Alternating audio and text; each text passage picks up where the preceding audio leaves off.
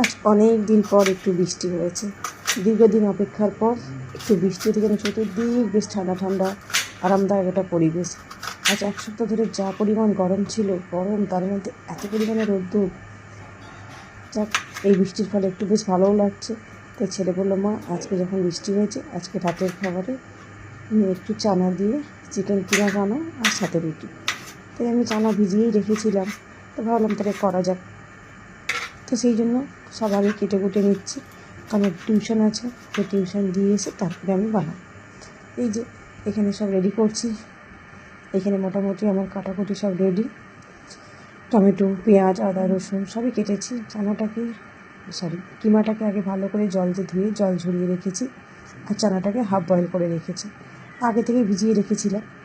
আর এইখানে একটু টমেটো কুচি করে নিয়েছি, আদা রসুন পেঁয়াজ সাথে ধনে পাতা।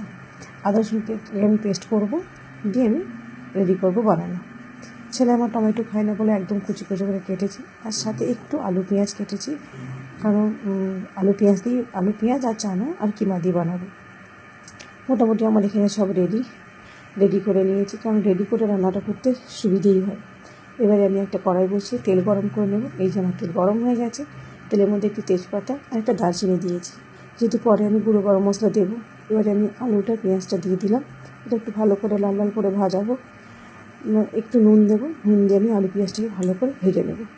ব্যাস, ভাজা হতে থাক। এবার এই মশলাটাকে পেস্ট করে এবার এই মশলাটার মধ্যে দেবো। একটু ভালো করে লাল লাল ভাজা হয়ে যাক, তারপরে মশলাটা দেবো। এই যে আমার এখানে আদা রসুন পেস্ট করে নিয়েছি। এবারে আমি এতে আদা রসুনের পেস্টটা দিয়ে দেবো। প্রথমে ভেবেছিলাম একটু অল্প দেবো, তারপরে ভাবলাম না, একটু বেশি করে এই মশলাটা দিই। এই যে আদা রসুনের পেস্টটা আমি দিয়ে দিলাম।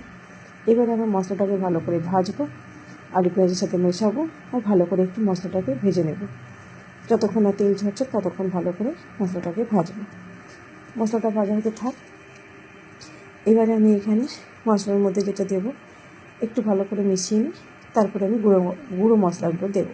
গুঁড়ো মশলার মধ্যে আজকে বিশেষ কিছু দেবো না। একটু দেবো হলুদ গুঁড়ো, আর একটু কাশ্মীরি লাল মির্চ রঙের জন্য, আর একটু ঝালের জন্য ঝাল লঙ্কার গুঁড়ো। ব্যাস, মশলার মধ্যে দেবো এটাই, আর কিছু দেবো না।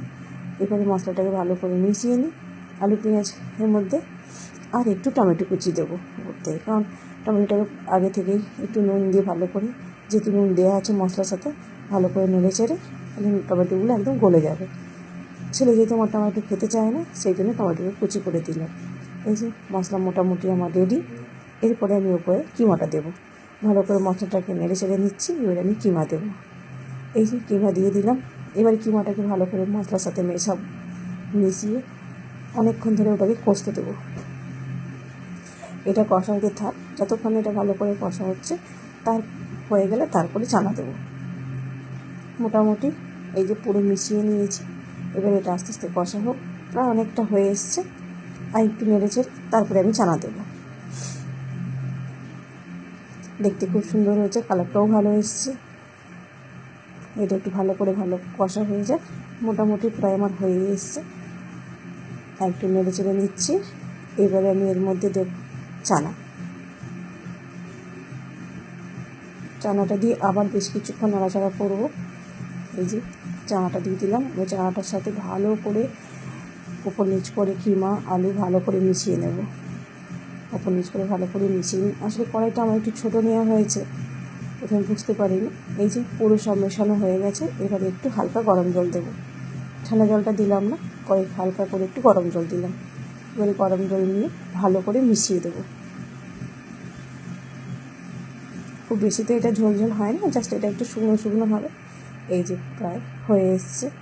এবারে একটু ভালো করে নেড়ে ছেড়ে উপর থেকে ধনে পাতা দেবো, নামানোর সময় গুঁড়ো গরম মশলা দেবো। এই যে ধনে পাতাটা দিয়ে দিলাম। ধনে পাতা দিয়ে একটু নেড়ে নামানোর আগে একটু গরম মশলার গুঁড়ো দেবো। তারপর আবার ছেলেকে টিউশন দিতে যাবো। ওর এই 9:30 পৌনে 10টার মধ্যে ছুটি হবে। ওকে নিয়ে এসে তারপরে আমি, যাতে ও আসার আগে খাবারটা খেতে পারে। এই যে হয়ে গেছে। এবার একটু গরম মশলার গুঁড়ো দিলাম। এবারে আমি নামিয়ে নেব। প্রায় হয়ে এসছে আমার, শুধু এবারে রুটি করব। এই যে দেখতে কেমন হয়েছে আপনারাই বলুন।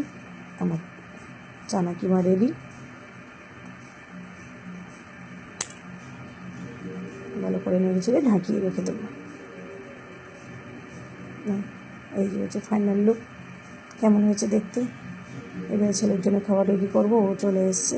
এই যে খাবার রেডি করেছি, কিমার সাথে রুটি। দেখি ওকে দিই, ও কী বলে দেখি কেমন হয়েছে খেতে। ছেলে বসে গেছে খেতে, আমার সাথে একই করছে, একদম বাজে হয়েছে, একদম খারাপ হয়েছে। তারপর বলছে না মা খেতে ভালোই হয়েছিল। এই যে আমার সাথে একই করছে, আমার মুখটা তো বলছে ভালোই হয়েছে, ওর মুখ দেখেই মনে হচ্ছে। পরে বা বলেছে মা খেতে খুব সুন্দর হয়েছে। ও আবার কিমাতে বোনলেস ছাড়া খেতে পারে না, কারণ ছোটো ছোটো হঠাৎ হাড়গুলো থাকলে ও মুখে লাগে, ও খেতে চায় না।